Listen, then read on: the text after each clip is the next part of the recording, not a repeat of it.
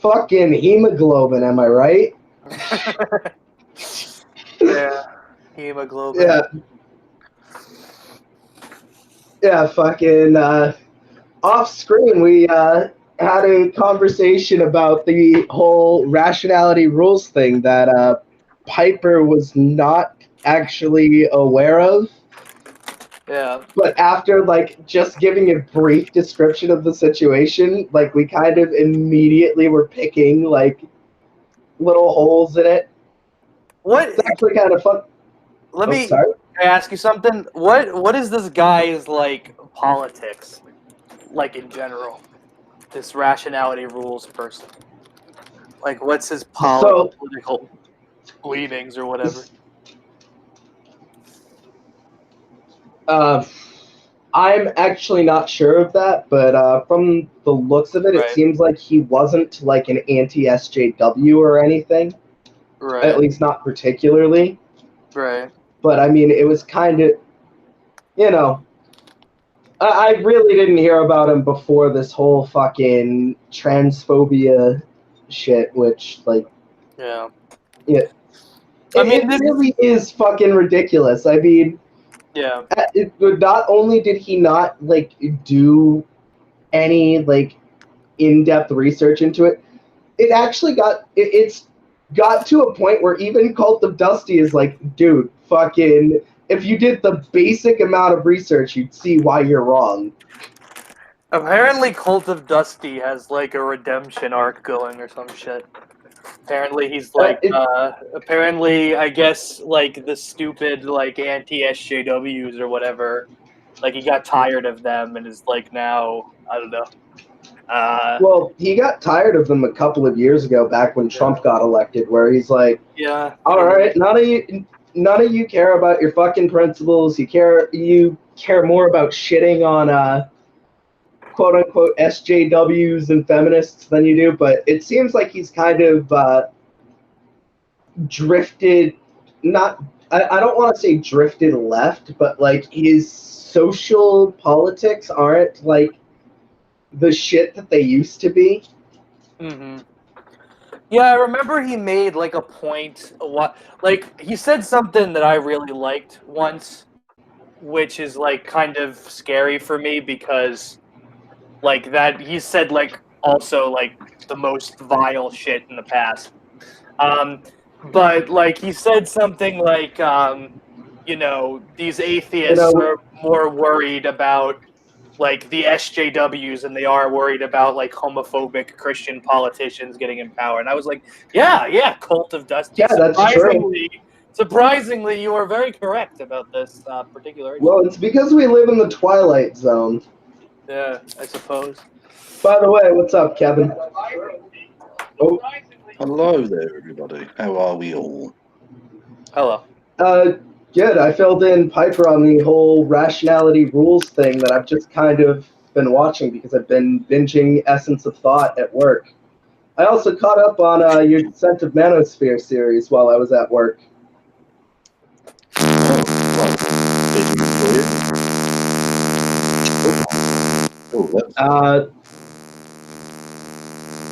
There's some kind of static in your mic, Piper. Oh, I wonder if these are the mic issues she was talking about earlier. Hello. Hello. Yep, you're coming in now. Oh, you can hear me now?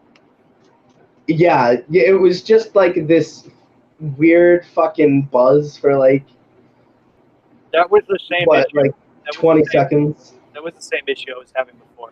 Probably it's probably the what do you call it? It's probably the fact that like my headphones are essentially my mic now. So I should probably just plug in my microphone.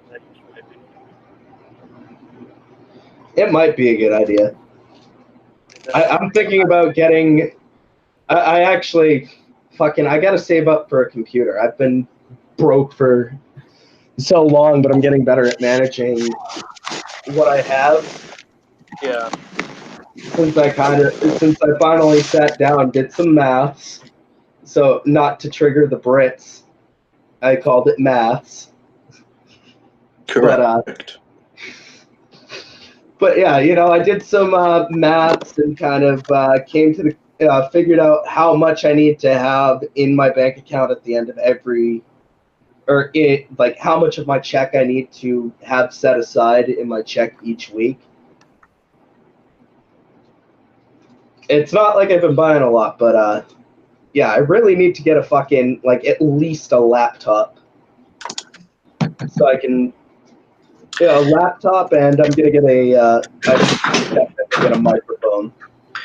How do I sound now? You sound better now. Okay, cool. But yeah, Kev, you actually had Essence of Thought. Oh, yes, I can give you the link, Kevin. You actually had Essence of Thought you actually had them on to talk about the whole rationality rules situation, which this is sorry. This is a stupid question, but is it essence of thought or essence of thought? Like, is it that joke Thought. or is it thought? No, it's not the joke. It's like okay. Just wanted to make sure. No, I'm the jokester on YouTube. My whole channel's a fucking joke. Oh, sorry. Sorry, I talked over you, Kevin. Fucking Americans. Who do we think we are? Descended from the Brits. Yeah, it's okay. I mean, we'll have to come back and reclaim our land eventually, but for now, we're going to let you have the independence. Hey, I mean, really, it's stolen land from the from indigenous Americans. Exactly, but we stole it first. So I mean, well, here's an actual factual thing about that. Actual factual. The American Revolution was actually a counter-revolution of sorts because the British Empire was imposing limits on both slavery and the expansion of settlements to the west. And so that's really the reason why the Americans wanted independence, because they wanted to be able to continue to take land from natives and the slave trade. So. Oh yeah, it wasn't even like most Americans. It was very specifically like the upper class Americans. Well, yeah, all the founding fathers were, slave owners essentially. That was their whole deal. So.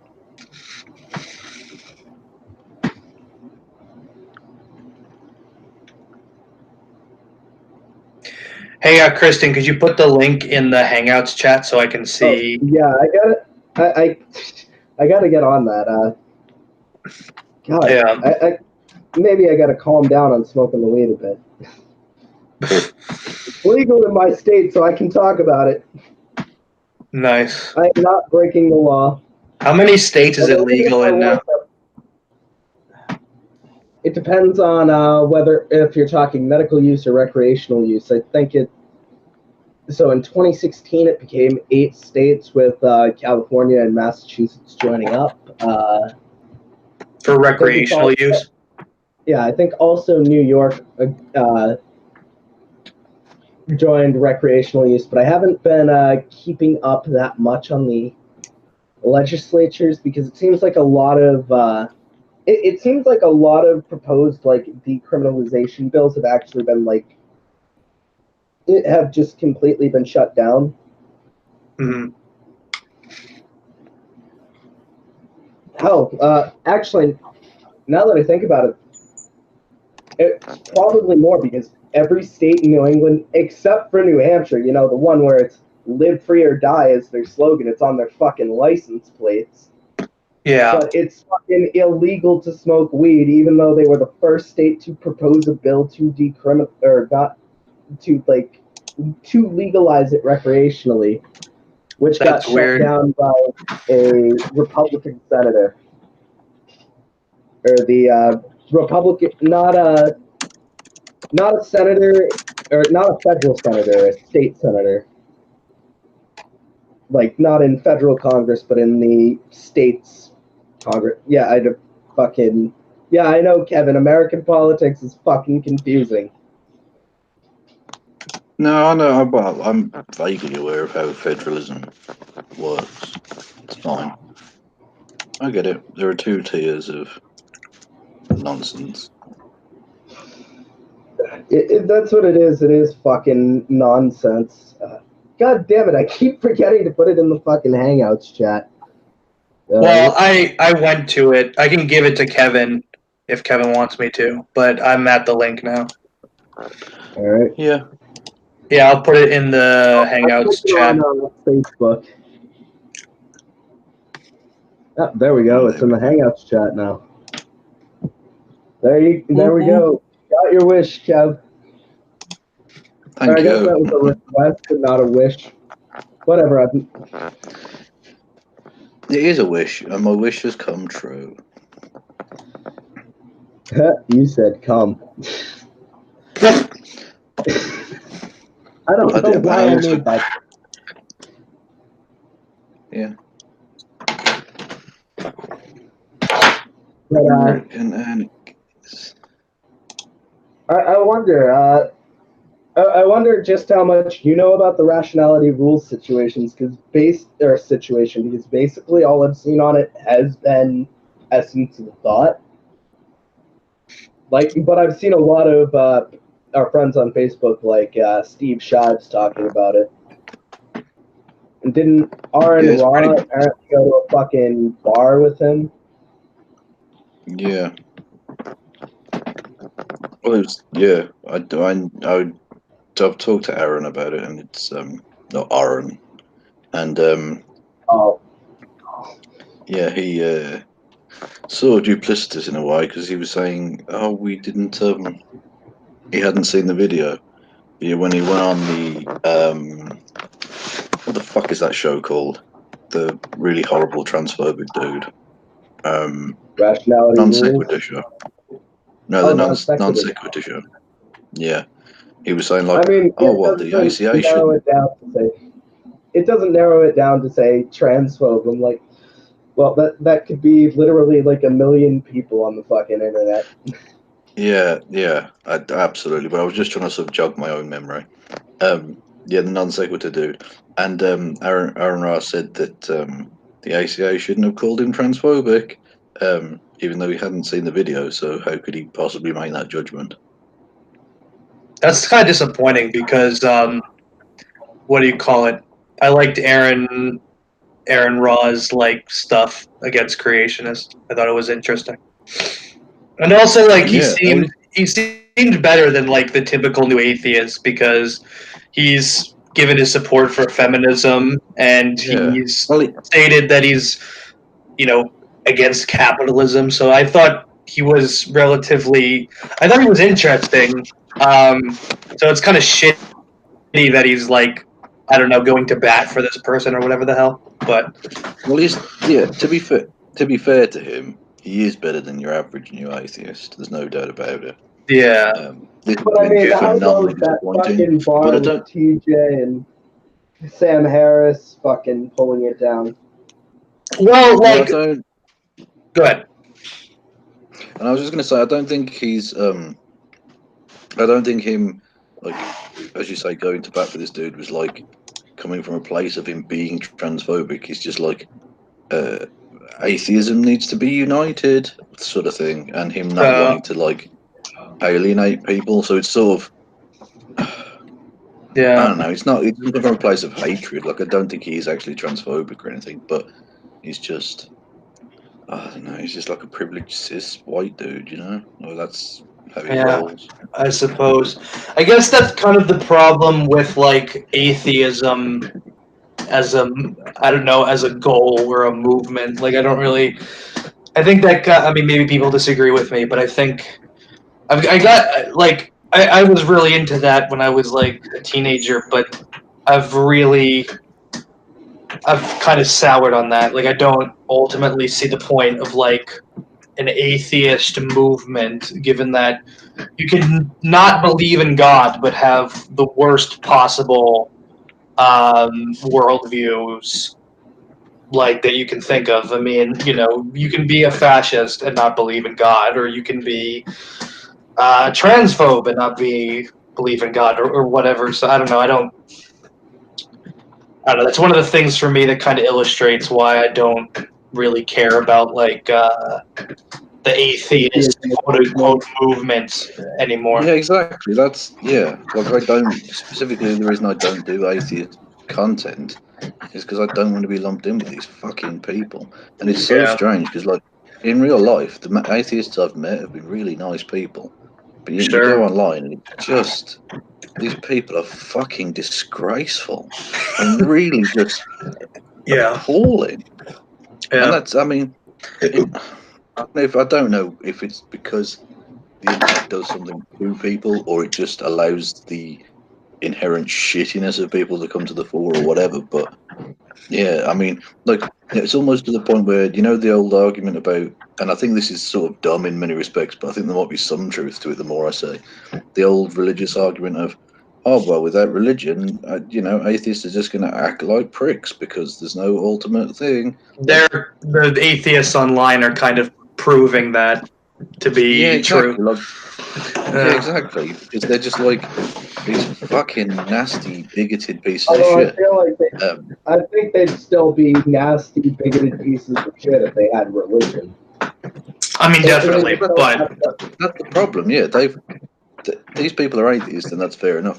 But essentially, they've come from like a religious mind frame, but they've just dropped the God, but they've kept all the bigotry. yeah, essentially. I mean, to me it seems like I guess the reason that they're all like that is that it's not like, it's not 2007 anymore or whatever. So it's not necessarily going to garner views for you to attack some random creationist you find online with bad YouTube videos and be like, look, this person is an idiot.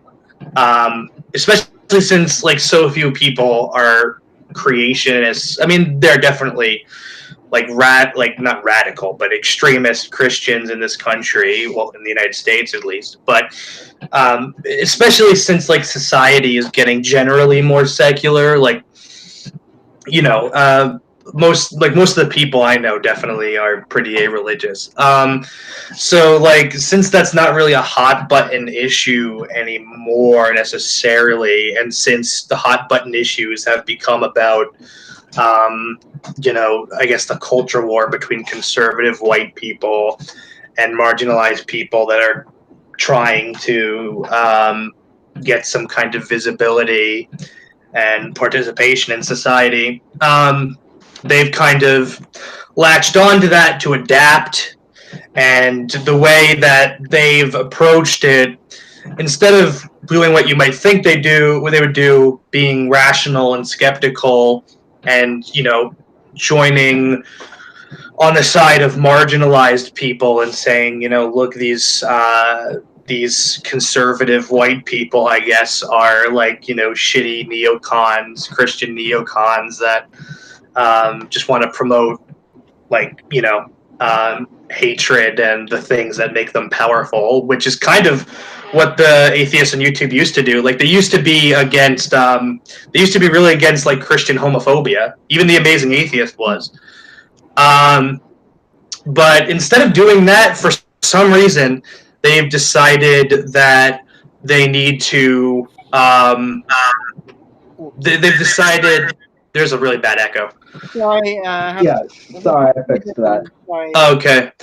For some reason, they've decided that they need to try to argue that like the same kind of bigotry that people like Ben Shapiro are pushing, people that they have no like ideological.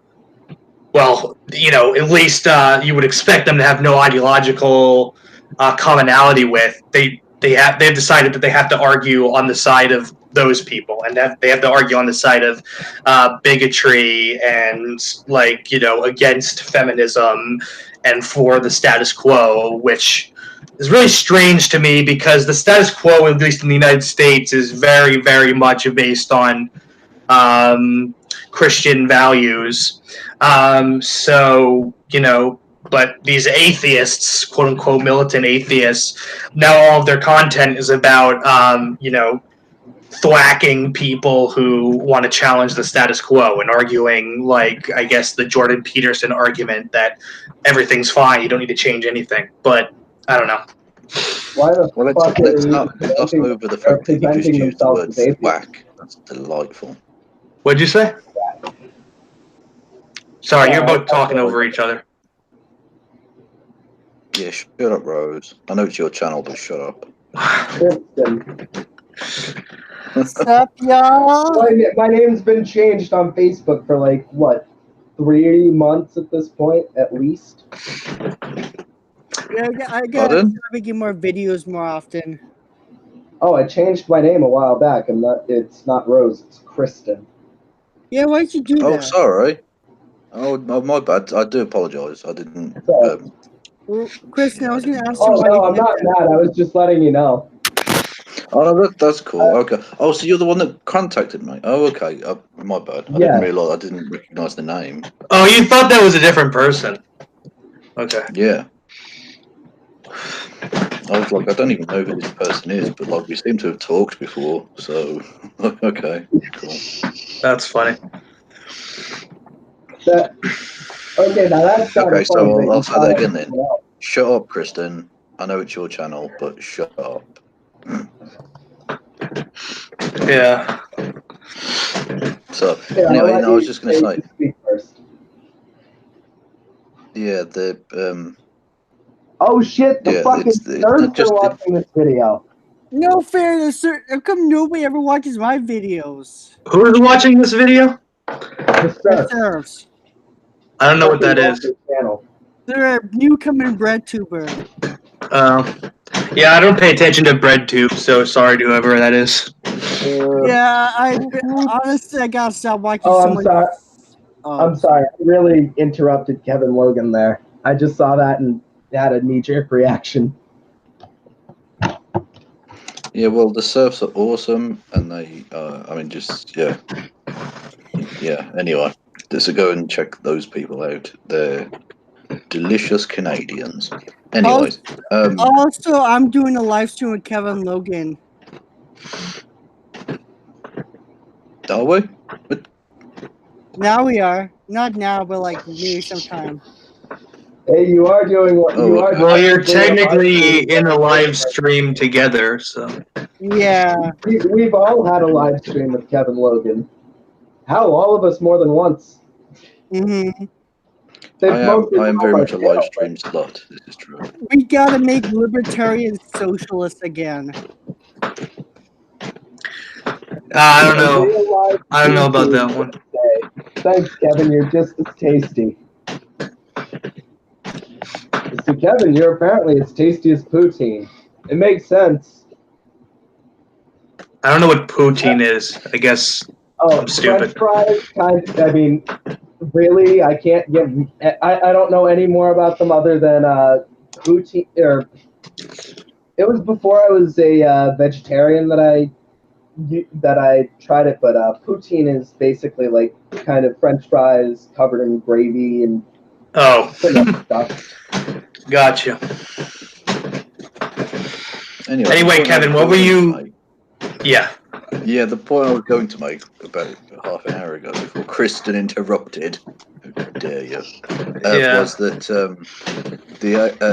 it isn't just so much that the atheists are like not poning the Christians anymore or whatever, which I don't know, whatever. Look, it's played out as shit anyway. I would agree. They're now like signal boosting them. Like they're now like, oh, Jordan Peterson's fucking awesome when actually you know how he isn't in any respect. Yeah. So that's true. The bigger problem. Yeah, that's true. I agree.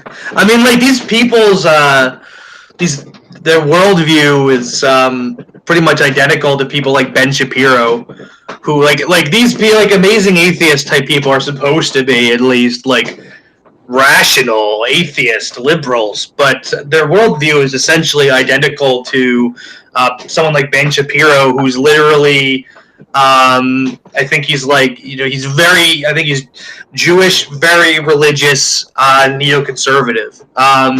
So, Yeah. Who do you think is worse, Ben Shapiro or Tucker Carlson? I don't really know that much about Tucker Carlson because I don't really I make it a point not to watch Fox News. Like I actually ended up watching it by accident like a month or two ago, and I literally couldn't stop giving my TV the middle finger. But Well, but like I guess I've only seen a little bit of Ben Shapiro's content, but the stuff that I have seen is just like, my God, is he a fucking just not only is he an idiot, but he's like a stuck-up idiot who thinks he literally his official channel is literally responsible for the Ben Shapiro destroys SJW joke. His channel titled videos like that, on purpose. Oh yeah, he even got wrecked by some conservative in Britain. Kevin knows a lot about that. Yeah, I saw. That was pretty funny. Who's better? Yeah, a guy called Andrew Neil. Who's better, Kevin Logan? Oh, sorry. No, I was just going to say that was a guy called Andrew Neil. He used to be the editor of a really right-wing newspaper called The Telegraph. Well, I say really right-wing. It was not fascist, just very conservative. I'm familiar with that paper, yeah. Yeah, and Ben Shapiro was like, "You must be a leftist," basically. Yeah. And made himself look really foolish because he sort of stormed out of the interview, which was fun. Yo, Kevin Logan, what do you think about Kevin Carson? Who is Kevin Carson? He's the guy who's the anarchist or adjectives of formal mutualist, and he works at the Center for Stateless Society. He wrote I don't books know enough about. We did a video chat on mutualism, so I think we mentioned some of his concepts. Yeah, I mean that's what we discussed, didn't we? We discussed mutualism. That's fine in its own way, but I don't know the person. I haven't read their work, so okay. At least he's better than. Opinion. At least he's better than Proudhon, because Proudhon was a massive sexist. Yeah, but I mean, if you go, I don't want to be all like, "Oh, well, that was in the past," but it's sort of true. If you go back far enough, you'd be surprised actually, because number one, Bakunin, who was, I don't know if he was exactly a contemporary of Proudhon, but he was not long after Proudhon at the very least, and he actually was completely against Proudhon's views that women should stay in the house. He thought that women should be a part of the revolution. And then a lot of them were. Well, the other thing let me just finish and then you can.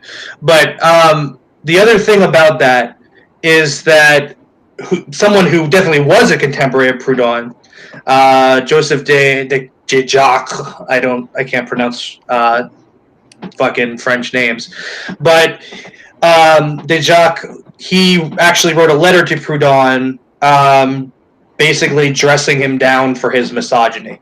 And coined the term libertarian in a political sense. And with ANCOM. Yeah, but my point wasn't everyone was sexist, but if you look back, a lot of the people who were absolutely crucial in terms of development of philosophy were either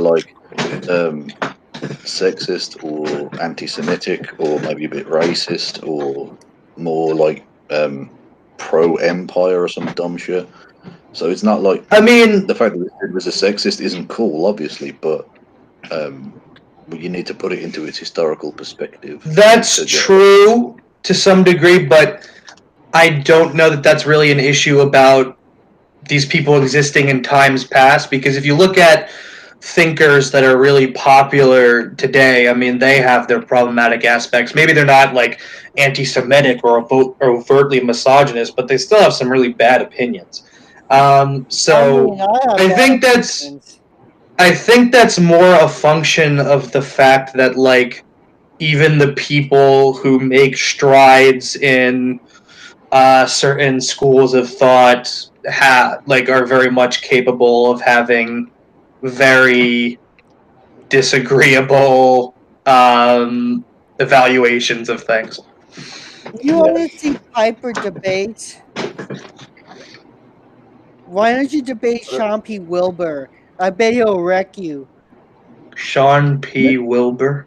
Yes, he does the libertarian. Oh, network. yeah, that guy. Yeah, I've actually debated, well, not debated, I've got into arguments with him on Facebook before. He's kind of, he's very touchy about certain subjects, but, I don't know.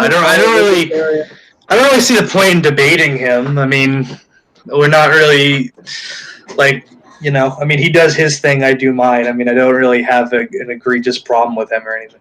He's pretty bright though, brighter than Kevin Carson.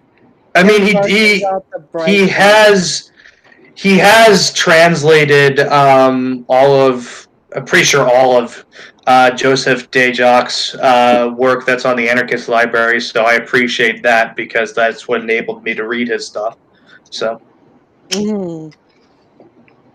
I mean, also, you know, since Ben Shapiro was brought up earlier, oh my God, that man reminds me so much of just like I mean, just to let me nerd out for a second, he really reminds me of like a cowardly kobold who literally their main power in like Dungeons and Dragons, if you play them, is that they can grovel to give everybody else an advantage to hit them. Like You're that. such a geek. Hey, I mean, it's really like, oh my God. One of my favorite things with Ben Shapiro was fucking when he was on what was it, Dr. Oz, and that woman put her hand on his shoulder and said, like, because he kept intentionally misgendering her and was I remember that. on with his and then said, if you keep that up, you'll be going home in an ambulance. And he was like, he got all like he kind of like I don't know what the word for it is. He kind of like cramped up and was like, oh, that's not very appropriate for a civil conversation. It's pretty funny. yeah. Hey, guess what political party I joined? What political The party did you join? Libertarian Party. Actually, The no, fascist party of Iowa. no, actually, I joined the Libertarian Socialist Libertarian Caucus, Socialist Caucus of the Libertarian Party, I know. which is the only, which is I was going to talk to Kevin about, and it's the only left-wing caucus in the whole party. I mean, it is the Libertarian Party. Wasn't that the party that had like Gary Johnson as presidential candidate? Yes, that is the same party. Yes. Well, actually, I applied as supporting this guy named Vermin Supreme. That guy's hilarious. Oh, Vermin Supreme has been like a meme for like the last two election cycles, basically. Yeah, but Well, he's you also shouldn't, an like, anarchist. I get that you want to reclaim the term, but the Libertarian Party is fucking disgusting. Yeah, I would agree with Kevin, to be honest. Like, I know, okay, I'm not saying you're part of that. Like, obviously you've joined the left wing bit of it or whatever.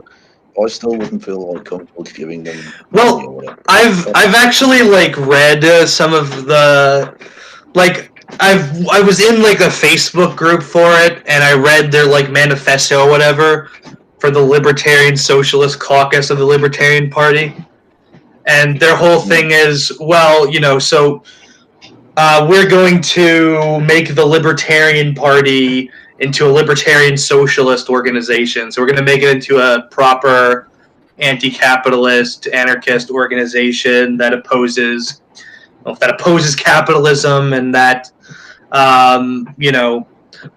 is centered around class struggle, I guess. But I see a big problem with that in the fact that, one, it's the Libertarian Party. It's dominated by people who go to bat for austerity and the complete deregulation of capitalism so it has more power over labor. So there's that, and then there's also the fact that it's a political party. I mean, its only point is to try to get their presidential candidate elected, or try to get maybe people in municipal positions of government or into Congress or something. And that's, from an anarchist point of view, that's pretty much useless and counterproductive, because whoever you elect to power is going to end up carrying out the same functions that every other capitalist politician does, because you're electing someone to be a capitalist politician. You're electing someone to administrate the capitalist state, and the capitalist state's functions are to make sure that capital can keep exploiting labor. So, I think this whole libertarian socialist caucus in the Libertarian Party. I mean, it was bad enough when DSA did it, but this is just I don't even get that part. I don't even get this one. It doesn't make sense when the DSA did it, and it doesn't make sense. Definitely doesn't make sense here, at least in my opinion. That's my opinion.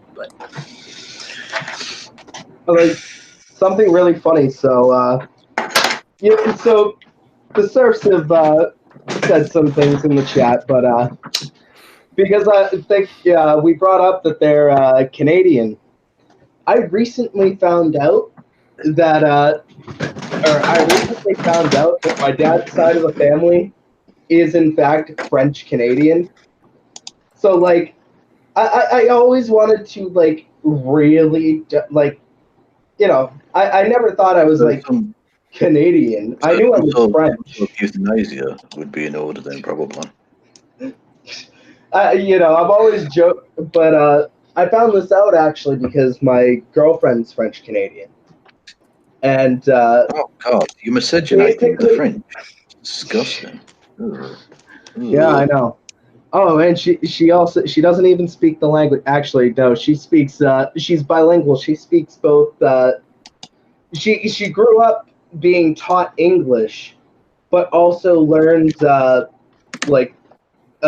grandmother's Quebecois accent, her accent and her specific, or not accent, dialect of French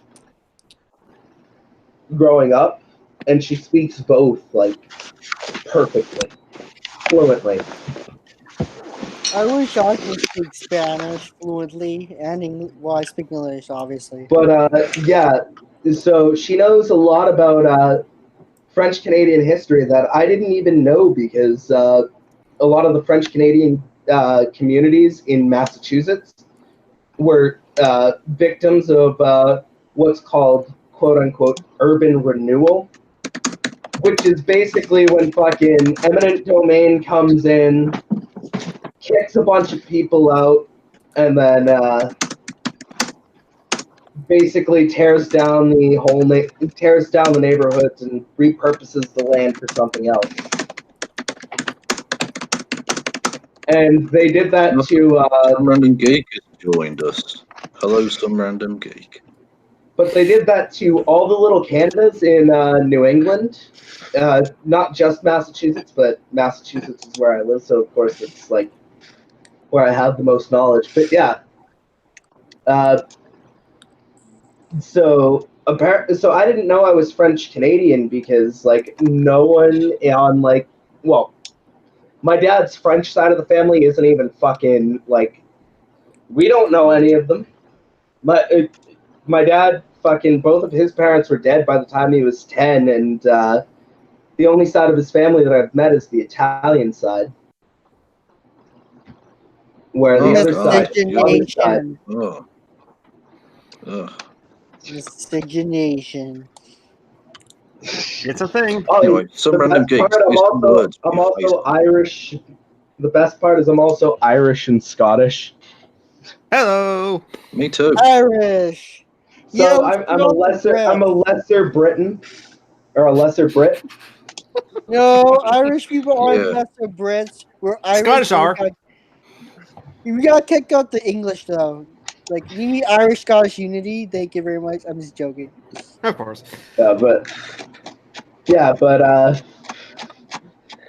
it was a very interesting thing to find out, because she's like, did your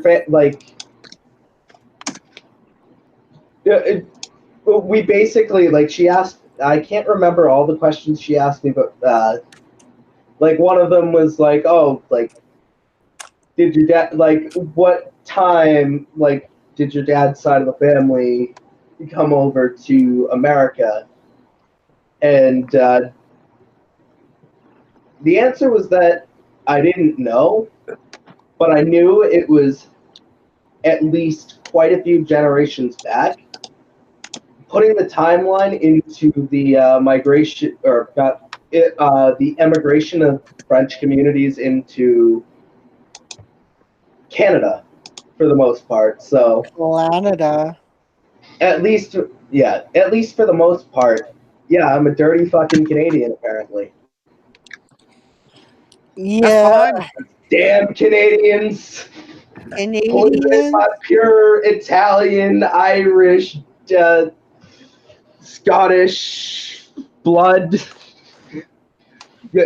Pure. No. There's nothing No, pure but I mean, about me. also- There's just nothing pure about me, honestly. It's just all a mixture of like different whiteness. No, There's but I mean, nothing here about most white people you'll find are mutts unless like they like lived in their country of origin and then came to the United States. Like usually they'll be mutts. yeah, that's kind of the But that's the thing. What case. I always find really fascinating about white nationalism is it's such an American thing. Especially in America, not- because it's like Well, yeah, none because it's of the only you thing are that pure unites white people in ethnically. America, right? Whereas in Europe, the white people fucking hate each other. There's no unity amongst white people in Europe. I We've mean, spent centuries slaughtering each other. the way There's that no. The idea of an ethno state in Europe is fucking ludicrous.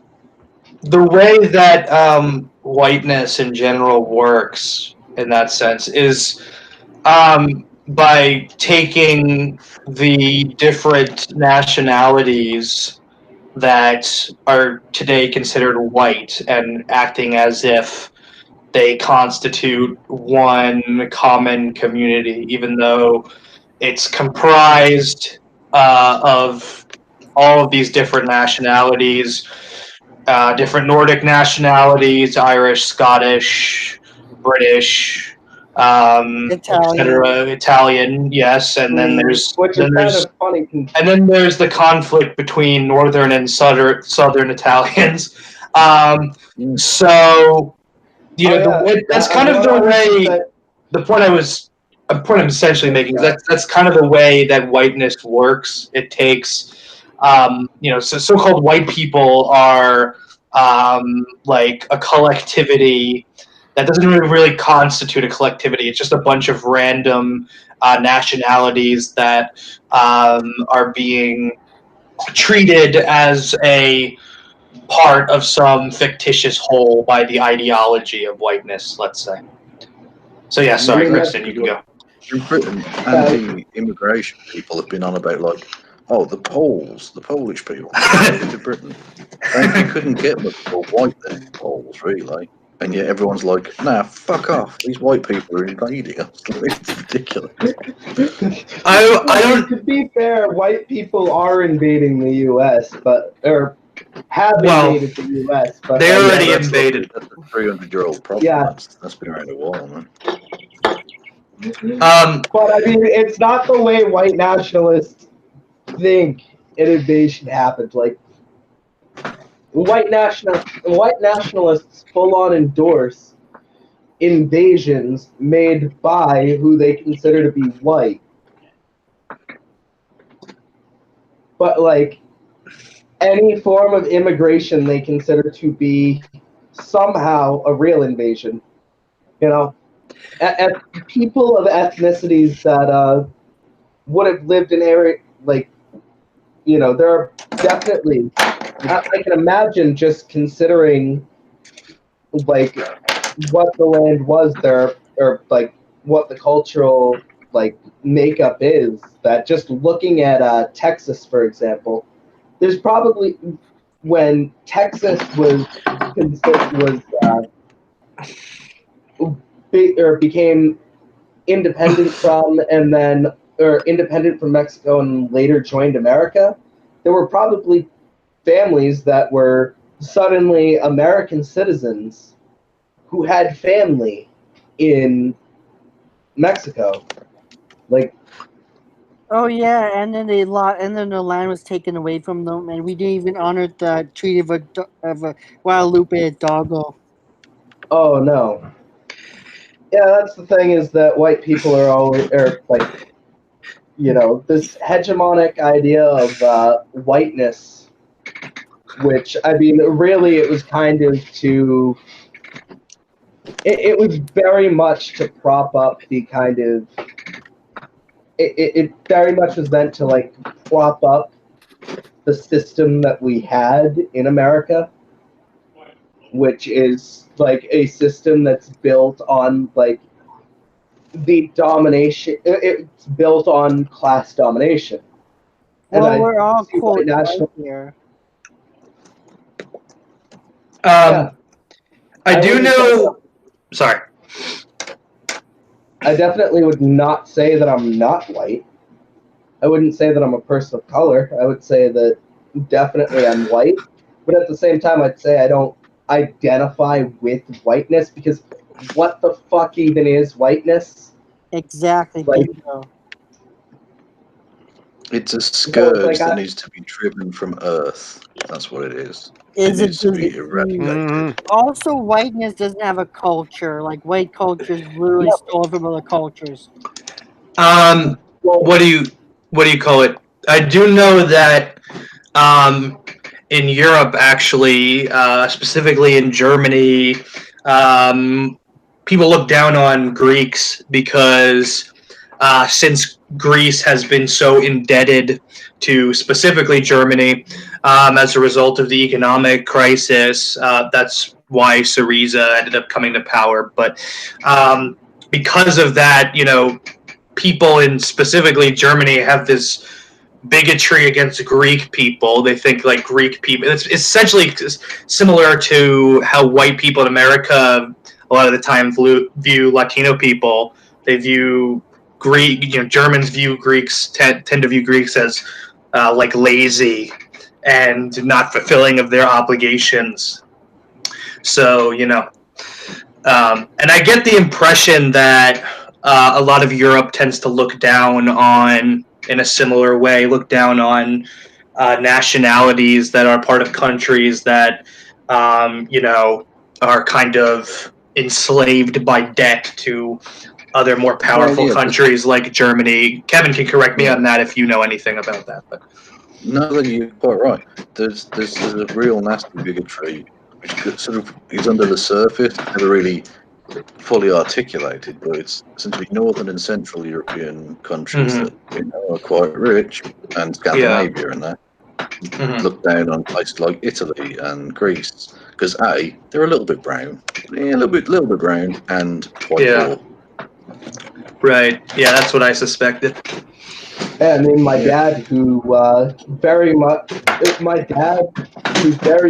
is like, he's Italian and he's French, just because, like, so this is a really funny thing where, like, proof that whiteness is like, so proof that whiteness is like really fucking like arbitrary is the fact that my father has literally been stopped because he looks kind of brown. I mean, my father's Sicilian, like, and he has skin that, like he has the skin that kind of shows that he's Italian, but they thought he was a Muslim, and they stopped him at an airport. Or they stopped him at an airport and, like, strip searched him. Is he a Muslim? No, he's not. Actually, really ironic. My dad voted for Trump. Yeah. Dick. But yeah, my dad being, I mean, my dad is a dick, but, like, besides that, just the point, I think it's a really funny story because, these white people are, like, these white nationalists are trying to like decide who the hell's white, and even nationalities that like in America they agree are white. Like America's agreed for like almost a century now that fucking that Italians and Irish people are white. Yet fucking because an Italian person might look a bit brown, go look at them and then be like, and think that they're like Middle Eastern, or because again, it's just arbitrary. It's not an actual sensical like categorization of anything. Yeah, neither is Latino, because that can be an umbrella of all sorts of different whole races and sub-ethnicities or ethnicities. Is a pan-ethnicity. Yeah, a lot of Latino people are actually considered white, especially if you get into the specific context of their specific countries and their relations between, populations, the relations between like indigenous populations and then everybody else in those countries. So And also, those Yeah, that's countries actually themselves a lot also of the had black, or also had black that's slavery. what a lot of So the radicalism in South America has been about, with the likes of the Bolivarian Revolution in Venezuela and Evo Morales and various other people. Is Well, that people of color? I mean, like, white nationalists would see all of them as like not white or whatever, but those who were considered white within those countries being like landed gentry, basically like rich aristocratic pricks, and eventually people have gone, no, we don't. This is fucked up. This is not fair. Fall yeah. back. Yeah, I mean, yeah, a lot of that had to do, especially in Bolivia, with the concerns that indigenous people had over essentially being exploited by capitalism. Now, unfortunately, and this highlights the kind of limits of just having, left wing people who are purportedly left wing be elected to a capitalist government and then try to implement change. Unfortunately, a lot those concerns of indigenous people essentially went unheard. I mean, Morales continued the development and exploitation of into indigenous territory and resource, exploiting resources in that territory, and the indigenous population has gotten quite sick of him as a result of that. So. I have a question. I know that it's traditionally bad anarchist practice to run for like obviously capitalist like governments, but at the same time, like we only have like 12 years to stop the worst of climate change. So like, what are we supposed to do when the revolution's not going to be in like 10 years, 12 years to even put a dent to it? I don't know about the time frame you're using. I think it's probably true that if there isn't a significant change within at least the next 15 years, then things that are irreversible are going to start coming over the horizon. But I don't know. I mean, I guess my response is, well, number one, electoral politics, at least in my opinion, maybe people here disagree with me, but electoral politics isn't going to accomplish anything on the issue of climate change. I mean, I don't I mean, what's driving climate change is the fundamental mode of production, let's say, the fact that capitalism is based on transforming natural resources into more and more commodities. That's not going to change despite who you get into power. So if you get if you get Jill Stein into power, she's Howie Hopkins or whoever. You get whoever into power. If you get let's say Jill Stein's the president of the United States, right? The United States government is based on getting tax revenue from the capital accumulated by the companies that are doing all the ecologically destructive things. Okay, so Jill Stein is essentially put in a position where if she wants to keep her livelihood and keep the institution that supports her livelihood afloat, she's going to have to make those companies happy. So you've missed. I think you fundamentally missed the point.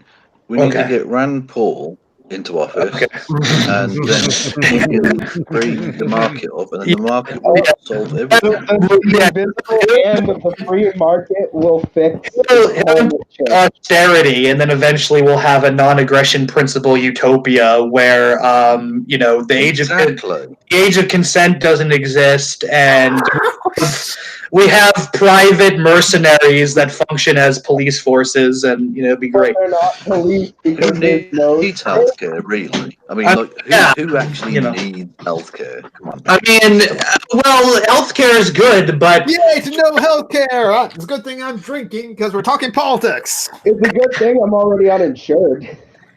I mean, if you think that healthcare is a right, then that means you want to enslave doctors. Right. It's fascist. That means hold on. If you make doctors give people health care, that's enslaving them. Okay. So you're enslaving them, making them give you stuff. Like, come on. Exactly. And Ben Shapiro knows because his wife's a nurse. I don't know if you ever mentioned that, but his wife's a nurse. What's really funny about that argument? Like, it's so easy that all you have to bring up is, like, literally, if you believe in free education, like, on top of that, in, like the education, like, the ability to learn something like medicine, you make it so that that's not something you have to pour, like, $250,000 at least into. You'll probably end up with more doctors because more people that want to be doctors will actually be able to become fucking doctors. Mm-hmm. Because they'll be able to what's also funny about that argument? Do you know what's also funny about that argument is that it's fucking really, really dumb, and the right libertarians are fucking clowns. Yeah. Well, it's like, what should we keep a system where fucking people aren't going to the doctor because they can't afford to? Such as my situation at the moment, where I need all this, like. Fundamentally, I don't think America could call itself civilized, particularly on the basis that when you get ill, you have to decide whether you can afford to go to the hospital. That's sickening. You're the richest nation that has ever existed, ever, anywhere. But let me tell you what we don't have. We don't have the enslavement of doctors. Okay. Or the enslavement of college professors. We have voluntary transactions on the free market. Okay, so that makes but don't worry, but comrade Burn is definitely going to solve that. That makes dying of cancer okay. Okay, that's what you don't understand. Don't have a free market. No, but to be fair, we don't have a free market. Literal government privileges and capitalist privileges every corner of the market. Oh yeah, there's always that. Yeah. But when Chairman Ocasio-Cortez comes into power and solves everything with her communist utopia, everything will be fine. Yeah. No, just like Vermin Supreme, and we get free ponies, and then everything will be fine. I hear free ponies. Part of me got excited. Didn't he also say that, like, brushing your teeth would be mandatory or something? Yeah. But you still being Hitler, though. But how? When the communists take over, they're going to take all the toothbrushes. So how's that going to work? They don't. They're going to redistribute it. We're going to redistribute the toothbrushes to everyone. We're going to take your toothbrushes and give it back to the needy. Who the fuck is tap dancing? What is going on there? That might be me moving my chair. Sorry. I think someone complained about it in the chat before. I'll try to keep still. No problem. Okay. No, it's fine. Look, I don't. But just like, if you're gonna move, sort of mute yourself or something. It sounds like you're falling down the stairs or something. It's really I strange. can sit still for a little bit. It's not that big a deal. How to be political while still maintaining your critique of quote politics, the ultimate tension. Someone actually wrote What I that. love about the vegan anarchist is you've got my sense of framing in terms of like your face on the camera. Like you just poke out the bottom of the screen or something. It's beautiful. I mean, We're all Yeah. matching now. I mean, I'm not showing my face, so. That's fair. I'm not either, partially because I'm not exactly fully clothed because my room's in a fucking attic, or in an attic. I said attic. What the fuck? But yeah, Your my room room's has in a a- problem. Oh yeah, the problem is that it's 90 fucking degrees outside and I have no AC. Yeah, but Or, don't worry. okay, for you Brits, you get a job. okay, for anyone not in Americana land, I'm using Fahrenheit. I'll translate that to Celsius. It's probably like It's 33, almost 30. 34. It's almost 30. Yeah, it's almost 30 degrees outside. Well, you should move somewhere colder. I live in New fucking England. Yeah, New England is supposed to be pretty cold. Yeah, By but US move to standards. Old England. You should move to Old England. That's just nice and We temperate. have pretty much the same weather patterns. You do not. You have massive snow drifts and shit. We get like maybe an inch of snow a year. That's Seattle. But I mean, temperature-wise, it's not all that different. Yeah. I will say we get massive snow because we're. I'm gonna blame it on America's hat, Canada. Canada's totally fine, but they can I'm blame going to blame it on the homosexuals because the Christians told me. Okay, that here's something. Here's something weird. For some reason, I thought some random geek was in Canada. I don't know why. I'm close. No, I live in Washington State, so it's like I'm that not. Is close. That is pretty That's close. basically And also, Canada. To be fair, you're Canada. Wait, what part of Washington do you live in? Like, I live in the farther suburb of south? Seattle, so it's like it's not near the border. Not that close to I'm basically actually closer to Vancouver, Washington, than I am to Vancouver, BC. Yeah, there is a Vancouver, Washington. I was going to say you're probably you're probably a little bit closer to the Canadian border than I am, but even then, going through Vermont is not that long of a drive. You know, if you were to set up a drive to Canada from like where I live, it would probably be about 3 hours. I think for me, it will be true. But going through Vermont, don't you have to pay all of Bernie Sanders' evil communism taxes? All those tolls. Yeah. Apparently. But I think actually, depending on the boat ride, it'd be faster for me to go to Seattle and then just get a ferry to like Victoria. Because yes, in Seattle, we travel by boat. For me, I just right next to Mexico, so. Oh, yeah, there's that. But yeah, actually, like weather-wise, I think like Seattle will be like much closer to England. However, I bet it'll happen again this summer. Our tempered rainforest will catch on fire again. Tempered rainforest catching on fire, and I bet there's going to be ashfall in Seattle again this summer. No global warming here to speak of. Oh yeah. Just think of it as warm snow. Yeah. Oh yes. It's very warm. It's very abrasive snow that just like dusts onto your clothing, and just like my God, sometimes I should not jog out there because I'm afraid it's going to clog my pores. This is why there's an East Coast West Coast rivalry. What about the South? Oh God, I feel like we're not going 2-pack and Biggie, are we? Who's getting shot? I would say I'll take the bullet. No, I'm gonna side with the Pacific Coasters. Okay. West Coast, Best Coast. Actually, what's funny is that when it comes to rap music, I actually prefer like the West Coast. Okay, here's the thing. I'm into hip hop, but like I never investigated which artists are from where. Like the only thing I know is that the beef existed and the media made a big thing out of it. So like when people come to me and it's like, yeah, I like East Coast hip hop better than West Coast hip hop, or East Coast hip hop is trash. I'm like, well, maybe. I don't fucking know. I don't know where the artists I like are from. Like I have no fucking idea what you're talking about. I've been listening to ska music. Nice. Well, weirdly enough, You Tupac can was actually born in Maryland, he was born on the East Coast, but is known as a West Coast rapper because that was where he made his career.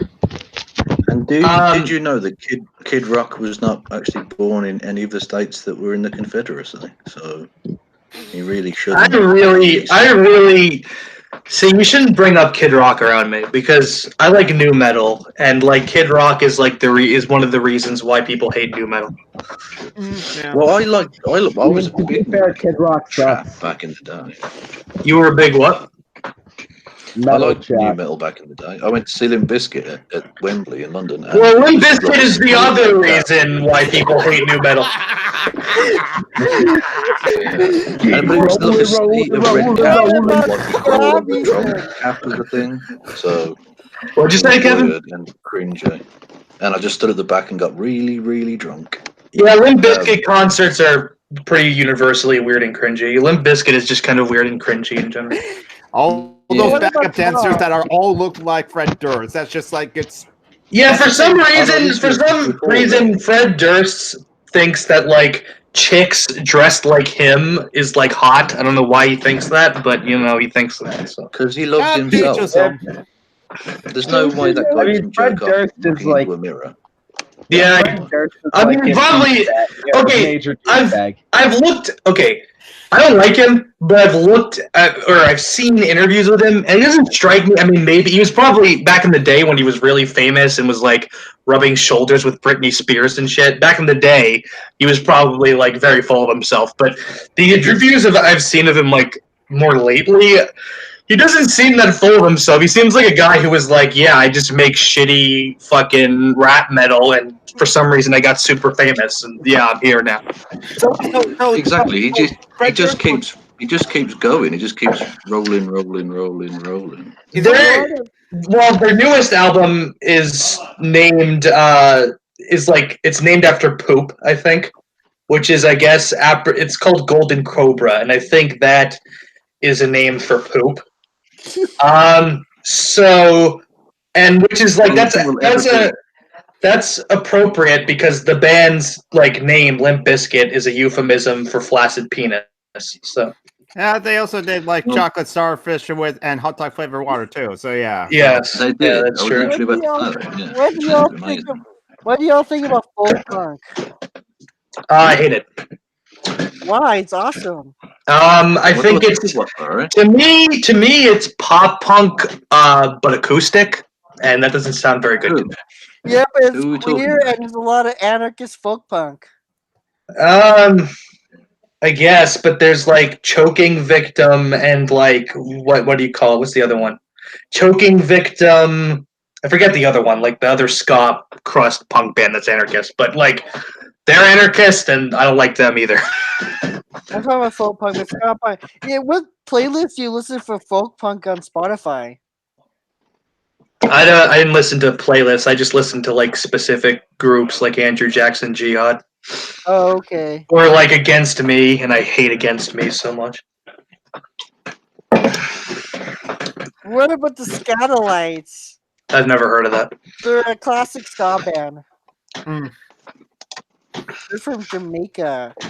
Here's the thing: listen to actual ska music. Don't listen to ska punk. Ska punk is like the whitest, shittiest music on the face of the planet.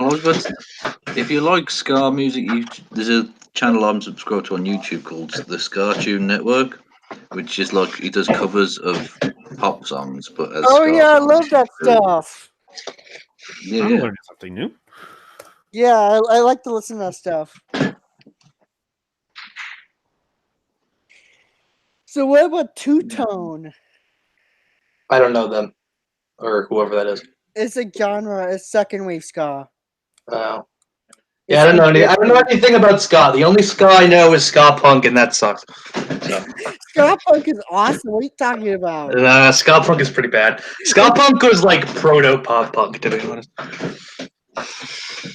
But it has Like rap. no one. Okay, one of the biggest bands in ska punk was NoFX, and NoFX was very bad.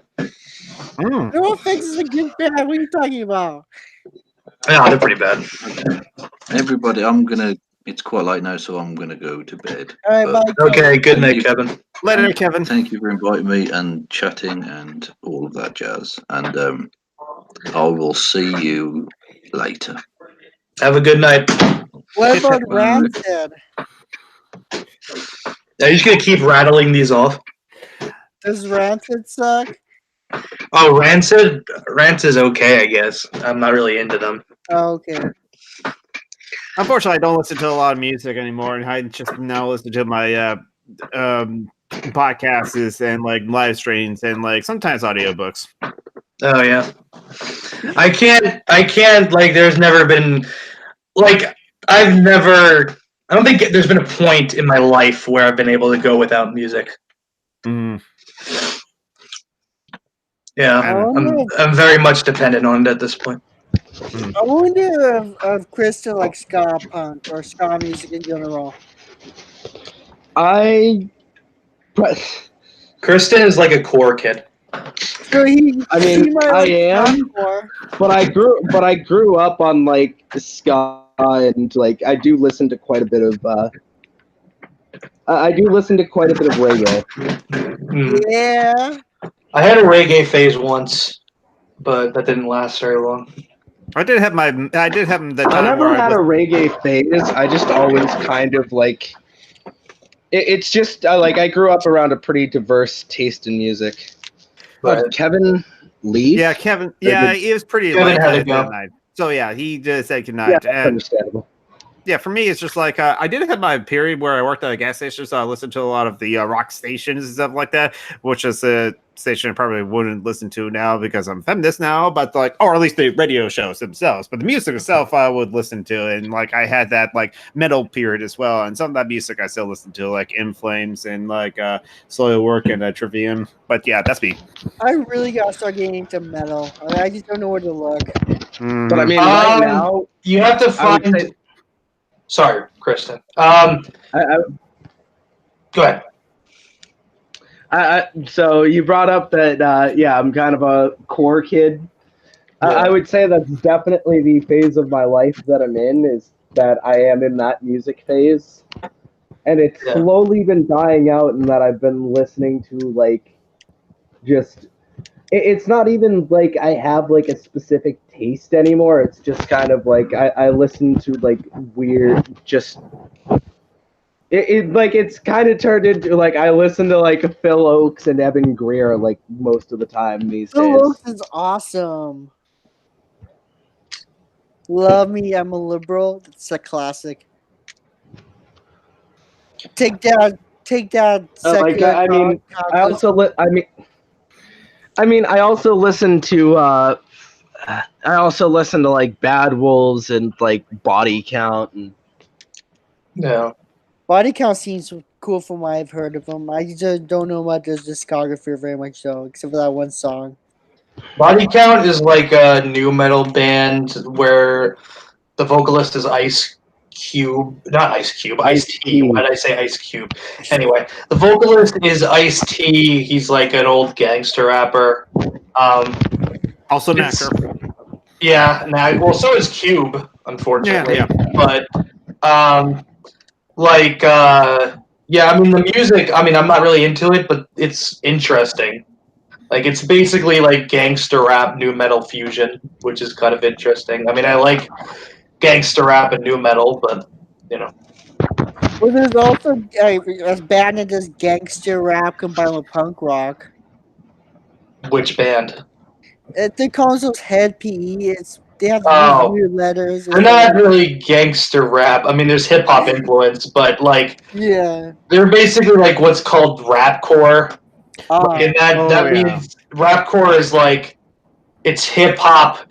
It's similar to new metal in that new metal, and there's a lot of overlap. New metal is essentially hip hop elements combined with metal, whereas rapcore is that, but combining it with punk rather than metal. And yeah, Head P or rapcore, I do not like them at all. They are very weird and bad, but that's my opinion. I guess. The singer, the fucking their music is fucking like from a like problematic quote unquote standpoint. Their music is super bad. Like the guy is really misogynist, really homophobic. Just like I could kind of tell just by that one song. Which song? Bitch, if it's too loud, bitch, get the fuck out. That song. Yeah. I mean, they have plenty of songs like that. They also have weird, like, Illuminati conspiracy theories and shit. It's weird. What about Cottonmouth gangs, or whatever they're called? Oh, Cottonmouth King. Really funny? Cottonmouth King, yeah. Okay, I mean, you brought up the Illuminati conspiracy theories. Something I find really funny. So, there's a lot of people who will say Tupac was killed by the Illuminati.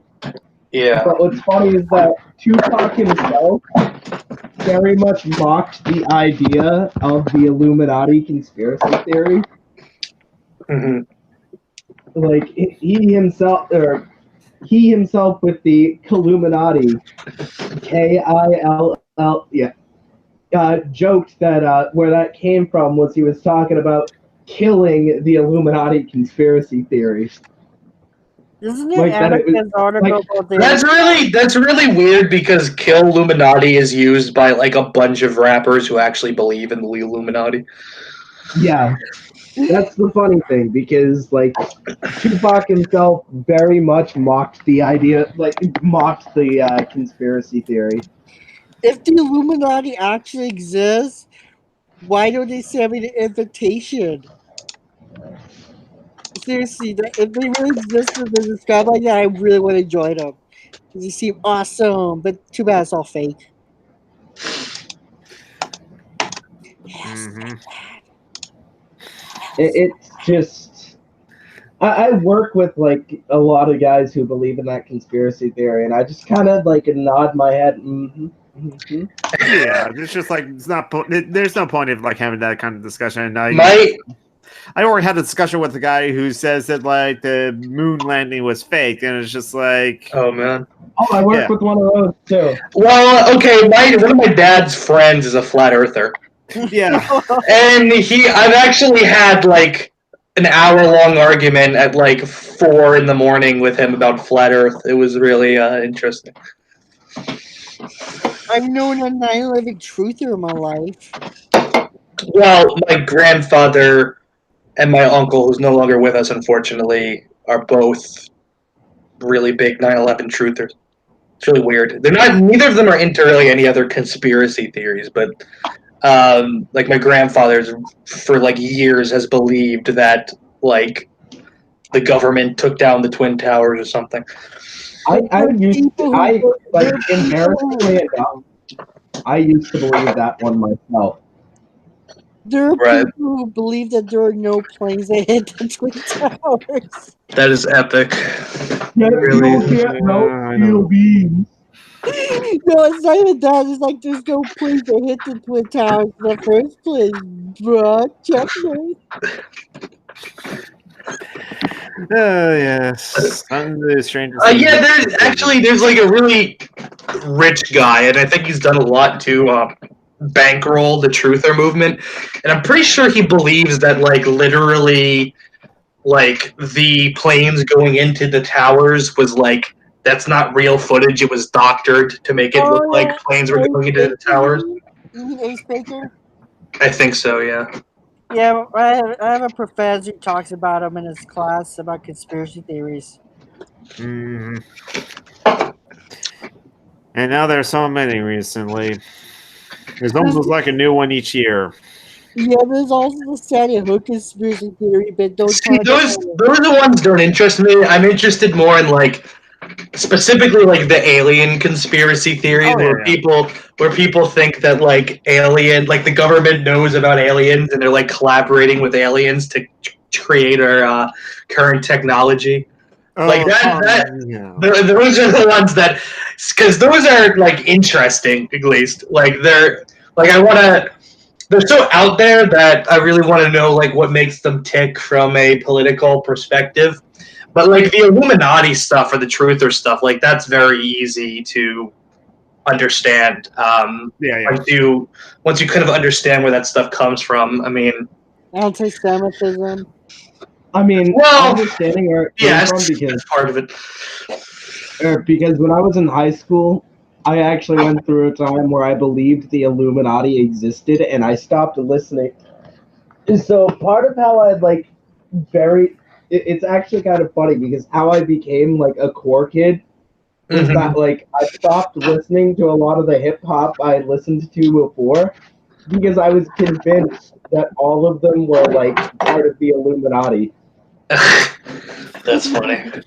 And what's funny is that learning later on about the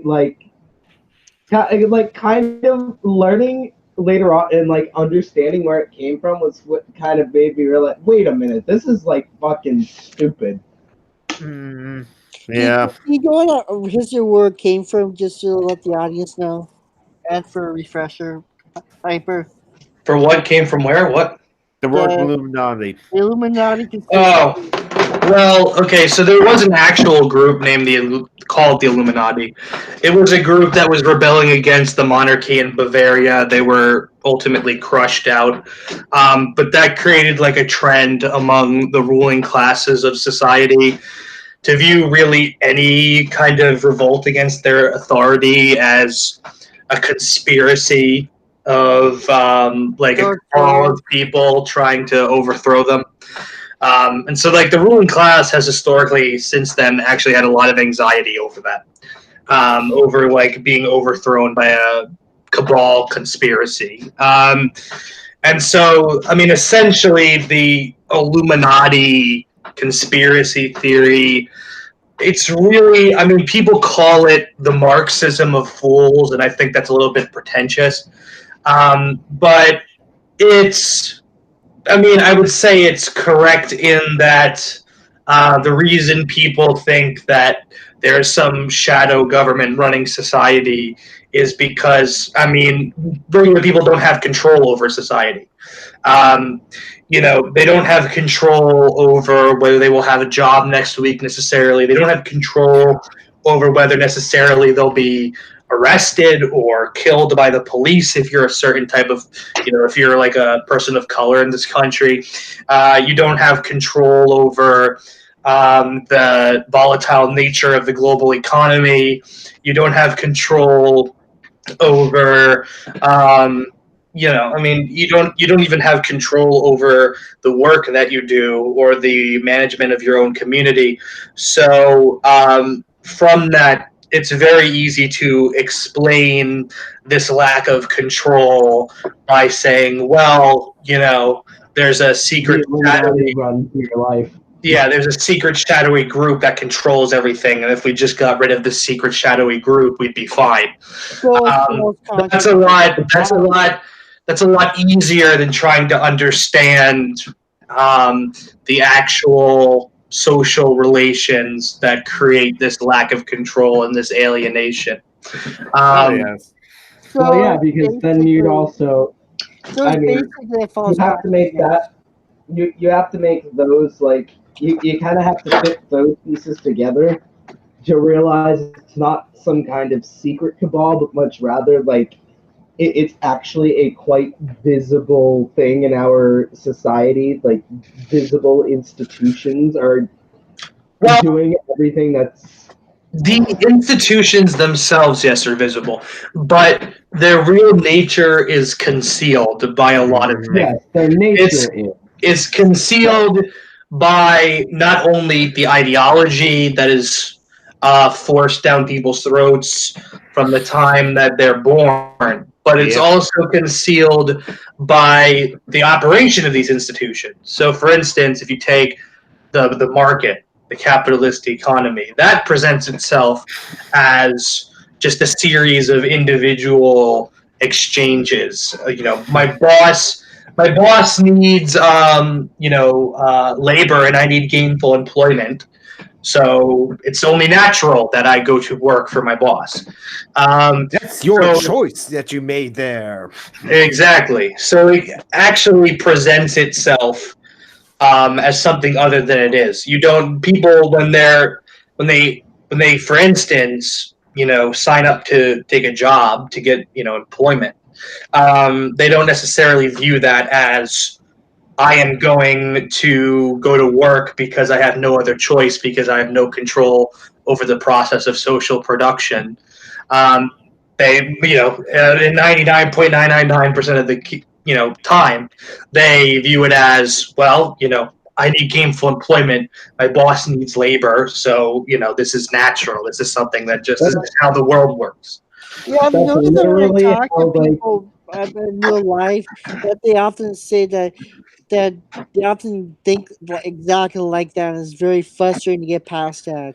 Yeah, it is. Yeah, I was going to say that that's like something I find like generally to be, because that was kind of the point that I was trying to make, is that the institutions are like it's quite visible, but like the act, like what they're doing is kind of concealed by the way that the way that discourse is kind of framed, and how capitalism frames or how capitalism frames itself. Hey, capitalism gave you this great opportunity for this job. Well, yeah, exactly. Like, I work with a guy who keeps telling me that the only way I'll be able to get by at work is if I, instead of seeing it as not having a choice and working. Someone actually said, someone actually said, "Oh, you sound like you want to be a hippie out in the woods." Just like that's Someone said not that at to me all too. Yeah. that is not at all what I'm saying, because I I still usually wouldn't be get able to. being lazy. Yeah, I heard that Well, before. it's kind Yeah. of a, It's kind of interesting. oh, you shouldn't look at it as you're being exploited. You should look at it as you're getting overtime and you're getting paid double time and a half. You're making more money, and it's like it's like, sure, there are labor laws that mean that I get paid a bit more if I go over 40 hours, that I get overtime pay, but like that doesn't like Out of your salary, though. that doesn't that doesn't make it so that my job isn't exploiting me. Mm-hmm. Yeah, I mean, it's interesting to me how the ideology is so effective that just suggesting that people shouldn't be coerced into 9 to 5 jobs that take up the majority of their time, the majority of their life, It's not even 9 to 5 anymore. make. Well, It's in it's some 9 to 5 cases, 30 in some in most cases, days. yeah, in many cases it is. So just argue, just simply suggesting that shouldn't be the reality, that you shouldn't be forced into a job that takes up most of your time that you hate, just to skate by. That people respond to that with saying that that's utopian and impossible and calling people hippies or whatever. I think that's an illustration of how efficient the ideology itself is. So Oh, how do I yes. challenge it? Like, how do I day to day challenge it? Well, for me, whenever someone says, "Hey, Jonathan, how are you doing?" I go, I'm still thinking about how to bring about the socialist, communist, workers' revolution," and that sometimes those start conversations. But like, it's one way. Yeah, it's some were receptive though, so there's a bit that, and but like sometimes they kind of get into like interesting discussions about like I just hate how hate the idea of like paying these lazy people to just like sit around and do nothing, and I say, well, why not? And then but yeah, I have conversations. Usually doesn't go anywhere, but that's kind of how I do that. Try to put the ideas out there, which is very tiring sometimes. So yeah. very. Yeah. I found that when it comes to like people being receptive to like anti-capitalist, anti-colonialist kind of like ideas, I found that I get much farther with my coworkers who are undocumented immigrants, even more so than a lot of the guys that I work with are Puerto Rican or Dominican, but grew up like in Massachusetts. Like they're less susceptible to it than like the guys I work with who grew up in Guatemala, Mexico, the Dominican Republic, grew up in South America. So like anyone in South and Central America, I find like because they didn't grow up in the U.S., they tend to be a bit more receptive to it and kind of understand where I'm coming from when I bring up like imperialism and talk about like the stuff the US does that it doesn't really tell its people, because a lot of them have lived in a place where they saw that happen. Sure. Yeah.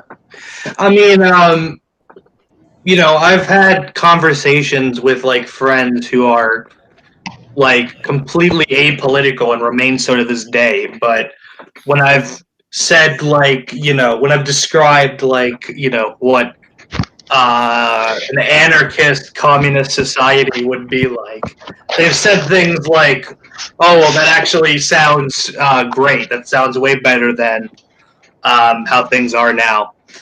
So, I think that gives me some hope, even though that person is not going to become politicized. Like, those people are still, they don't really pay attention to politics either way. But it's still encouraging to me that there's a natural openness to those kinds of ideas, at least on the part of some people. I think I find it that like it's so for some people it's easier if like you point out the problems, they will be more receptive to like agree that there are problems. Now, in my experience, sometimes it's like they will have questions and try to figure out how an anarchist society will work, like who will build the roads. Which I think from now on I'm going to say, well, how will you build the roads, or how would you suggest the roads be built if we're an anarchist society? Because that's kind of like either it's like the experts that like to do the decision, or if people have ideas and suggestions, they can contribute those ideas and suggestions, and they can be agreed upon democratically. And so but I always get the questions like, do anarchists build the roads? Which is like, do you think the roads are just going to disappear? So yeah, there's always that. Yeah, I mean, like, what do you call it? I think the reason that people are more inclined to agree when you point out the problems is that the problems are pretty obvious. Like, true. It's pretty obvious in an era where the global system is disintegrating what the problems are. But still, when you propose a solution, once again, that disintegrating system has still conditioned people to think that this is the way things are and it's never going to change. So it's so that for that reason it's much harder for people to accept any possible solutions than to agree that yes, the problems exist. That's why the really tired and dried out argument of, well, capitalism isn't perfect but it's the best we have is always repeated. Yeah. Well, I mean, when I say that they're receptive, like usually, usually if I'm able to point out like the cause of the problems, and I've actually I've had people like ask me more about like anarchism, like as a result of having these conversations. Yeah. Well, that's good. Just My dad keeps telling me that activism is pointless and I shouldn't even do anything except work. At least my dad won't say that to me. But then again, my dad also thought that Sweden is socialist, and so Yeah, my dad doesn't like whenever I try to change the world because he tells me nothing's ever gonna change. Mhm. My father is weird because he has this like very critical attitude towards the way things are. Like he basically he actually makes the argument over and over again that who sits in office doesn't matter at all because ultimately the American political machine is dominated by money and big business. So he makes that argument all the time. But then when it comes to you know, so why don't you actually do something to change it? I mean, he just kind of says, well, nothing's going to change. It's going to be the same way forever. It's never going to change. It's impossible to change it. Why even try? So it seems that he's more content to just complain about it rather than actually do anything. Because once again, it's easier to recognize that there are monumental problems than to really buy into any solutions. Yeah, but my dad thinks that capitalism is great because it made him better off than it was in Mexico. I mean, Mexico is a capitalist society, so I don't know. I don't know how that. I actually argued with someone from does school not that compute. actually said that Mexico was a socialist country. I'm like, what? That's a really weird argument. Okay, I can understand the confusion with Sweden being a socialist country. I disagree, of course, but it's just how is Mexico a socialist country? I don't know. Are they confusing Venezuela with Mexico? Yeah, I don't really get it. Mexico is the country where NAFTA was imposed on Mexico, and that was an extreme trade deal that enforced massive privatization and market reforms. So I don't understand how that's socialist. Bad equals socialism and good equals capitalism. I forgot. Yeah. Or that's why all those people are crossing our border, coming to our country because they're running away from socialism, or they're running away from all the violent regimes that we put in place because we didn't want socialism in all those countries. The thing I find interesting is that people say yeah, people are running away from socialism or whatever, but then those same people are no, those people have to go. So you're saying that those people have to go back to the socialist horror show that they're trying to escape? That's pretty interesting. Yeah, because we were here first. It's almost like it isn't socialism that they're running from. Mm-hmm. It's almost like they're running from American imperialism. Oh, and my dad asked a Walmart employee if she's happy with her job, and she says she loves her job. And I'm thinking to myself, how the fuck does people love to work at Walmart? There are people who love to work. There are people who love to work where I work, and I'm just I'm the same way. I'm like, why? Here's the thing. There's pretty much, you can take any task and find somebody who enjoys it. So, for instance, I have done a few jobs where it's just I get paid $50 for a few hours work or whatever, and in a specific circumstance, and it's just menial labor, but I still enjoyed it because it was exercise. There was an aspect of cooperation with other people, and I also got to do it with a friend of mine, so I enjoyed it, even though most people wouldn't enjoy that job. The problem for most people comes when, once again, they need to accept jobs that they hate to make ends meet. So, Rose is being,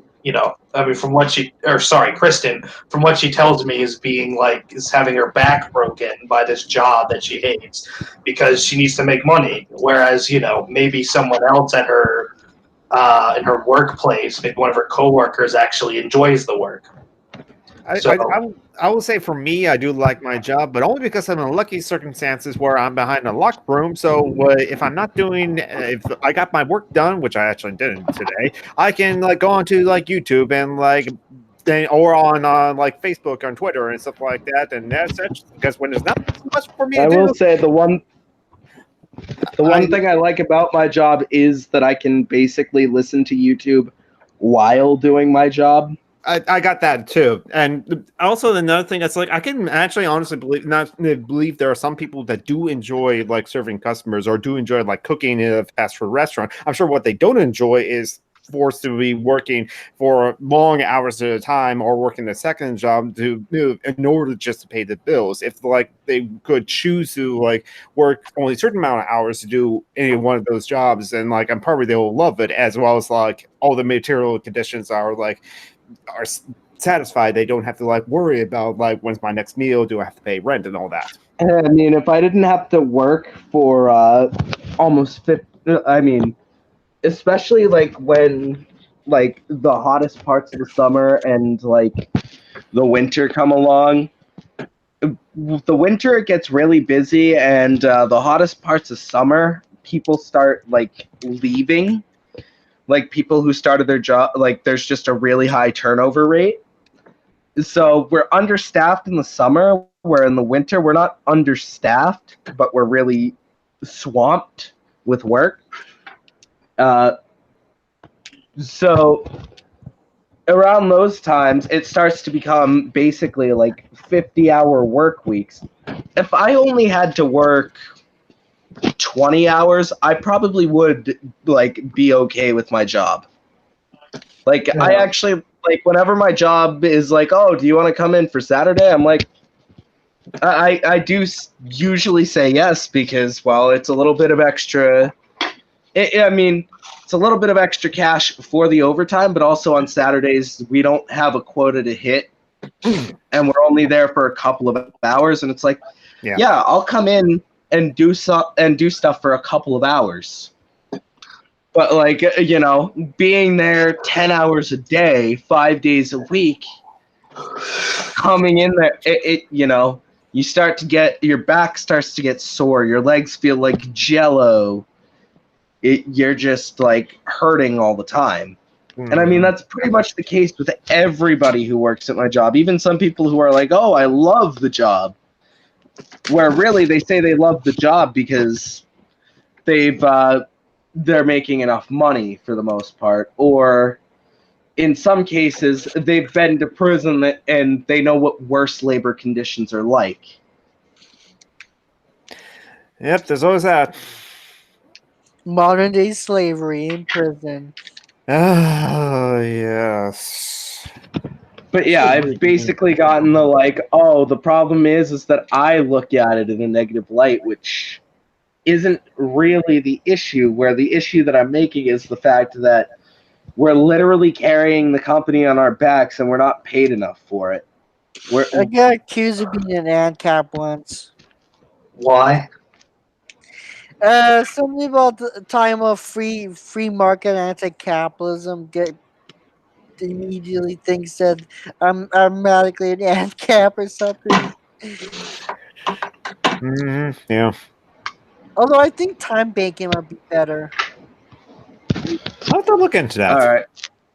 I mean, it's starting to get a bit late for me because I do work early hours in the morning and I do have to be at work early tomorrow. So I think I'm going to cut the stream. Anybody have any last thoughts? I'm good. Join the Libertarian Socialist Caucus of the Libertarian Party. Together we can make libertarians socialists again. Okay, my thought is don't do that. Please do that. I doubled down on that. Do you have anything to say? Death to capitalism, dismantle the state, smash the binary, destroy white supremacy, and smash the control machine. End patriarchy, hell Satan. Yeah. And no Hail Satan. meat, no milk, no No, master. master. See ya.